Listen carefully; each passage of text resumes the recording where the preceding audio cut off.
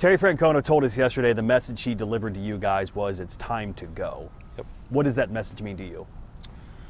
Basically, like the talk of this, us, our young core and our team, making strides is kind of over. Now it's time to go and put it to work and compete at a very high level and try and win divisions and win championships. And so I think that's kind of what his message was about, and we're excited to see what we can do. You think this team is there? I do. Yeah, I think the taste that our young guys got, the young core of position players and starting pitchers that we've had, that this organization has had come up through the system, you don't really understand how close you are until you get close enough and you're in the dance and you see how far or how close you are to a World Series championship. And so, our young guys are still going to be our best players. We've brought in a lot of veteran guys that have seen what winning looks like at a high level for a long time. And so, it's our job to kind of steer those guys in the right direction, but those young guys are going to be why we're a great team, and I definitely think it's time for us to take that next step. Did you leave last year proud of what you accomplished by getting to the playoffs, or disappointed that the playoffs only lasted 2 games? I think a little bit of both. You should never shy away from being proud of what you've done. I mean, making the playoffs is not easy. There's a lot of really good teams that don't make the playoffs, whether it's from injury or not playing up to their standard. So getting there is something to be proud of, but definitely disappointed. That we went toe-to-toe with the World Series champions, and there was a couple times in both games where we're a base knock away from taking the lead. And if you look at the pitchers we faced in those 2 games, those guys, they were rolling the rest of the playoffs. And so to know that we were right there, I went back and watched those games probably or late December and just got mad all over again just to realize how close we were. And so, I know what kind of talent we have in that clubhouse. And so a little bit of proud and a little bit of pissed off. How did that happen? Did you just pull up YouTube and say, I'm going to watch these things? Yeah, man, I'm a baseball fanatic. So a lot of times my YouTube page is baseball highlights, talk shows about baseball podcasts. And so I was on YouTube and I saw, playoff highlights, and I clicked the game and there's ours, and ended up watching both games all the way through again. And so the juices got going again, and I was ready to get back to competing, and so we're excited to be here. Okay. I've been around baseball players long enough to know that roles matter. Your role is very defined with this team. I'm not sure it was this time last year. I could be wrong. But after a year of having the success you had as the closer, do you feel more comfortable knowing your role this year? I don't know. We'll see. I mean, to me, my role is to help this team win a lot of games. Now, whatever that looks like, so be it. I haven't been shy about saying that I enjoy the 9th inning. I enjoy that opportunity to close games out. But truthfully, as long as we're winning games, I really don't care. I know that I can do that role. I've always tried to tell myself, behind closed doors that I could do that role.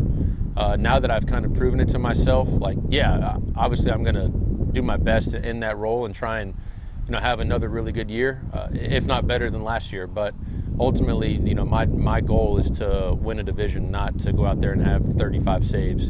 So if we get one without the other, obviously I would choose the division championship. But if it takes both, then so be it. You've probably pitched in every inning there is. Right. The 9th inning. They always say it's different. What's different about the 9th? Yeah, it is different. The attention to detail is a little bit heightened on both sides. You have to be really aware of hitters' tendencies, who's trying to jump the first pitch, who's a little bit more patient. And really, we're fortunate to have 2 great catchers that are aware of all of those things. Steve-O and Trevi put a lot of time in with DJ, with our pitching coaches, and they do a lot of homework to make sure that they put us in the best spot possible to be successful. And so a lot of it comes down to trusting them.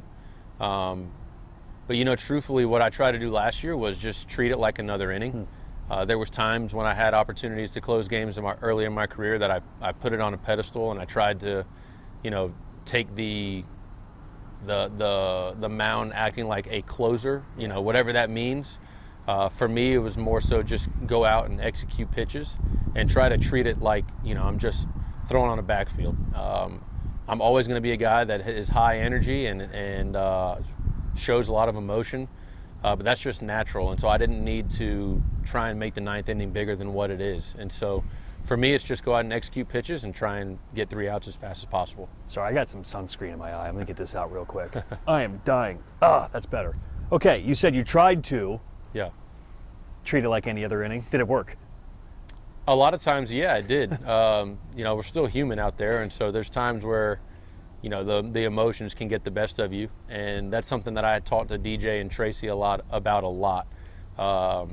Is kind of my default is to try and throw it harder, and a lot of times my fastball kind of works anywhere in the strike zone, but giving myself the most room for error was something that we talked about doing, and so trying to be a little bit more picky with my delivery, with my execution of pitches to certain areas of the strike zone, because there is days that I can get by with just kind of throwing it over the plate and my stuff's that good, but there's other days where I've thrown 3 out of the last 4 or 4 out of the last 6, so maybe the stuff's not as good, but it's still good enough to go get 3 outs. And so just being aware of kind of where I am physically, where I am execution-wise, where my delivery's at, and understanding who I can be on any given day. So there's days where the emotions definitely got the best of me, and I'm working to make sure that doesn't happen too often. You said you're a big podcast guy, baseball podcast, right? Let me give you my podcasty take on the Reds. Okay, I've said for several years, and look, we've seen the young core mature, right, to the point now where they're ready to win division championships. And I always said, once the Reds start investing in the bullpen, that's when the front office will know this team is ready. They did that this last offseason. They brought in new arms to add to what was already a good bullpen. How excited are you about what you guys have as a collective whole as a bullpen?